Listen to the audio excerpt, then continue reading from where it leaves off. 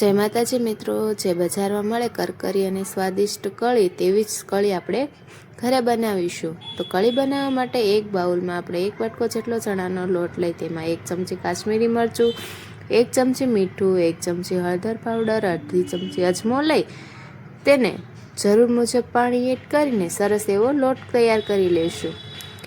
લોટ તૈયાર થઈ જાય ત્યારબાદ આપણે જે સેવ પાડવાનો સંચો આવે તેની મદદથી આપણે કળી પાડી લઈશું। તો સંચો છે તેમાં આપણે થોડુંક એવું તેલ લગાવી લઈશું અને જે લોટ બાંધ્યો છે તેને આપણે તેની અંદર ભરી લઈશું।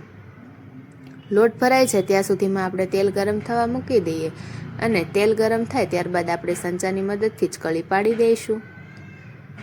કળી પાડતી વખતે આપણે ગેસની ફ્લેમ થોડીક ફૂલ રાખીશું અને પછી મીડિયમ કરી દઈશું। કળી સારી રીતે કડકરી થઈ જાય ત્યારબાદ આપણે તેને ફેરવી લઈશું। બીજી સાઈડ પણ કરકરી થઈ જાય ત્યારે આપણે તેને એક ડીશમાં કાઢીને સર્વ કરીશું।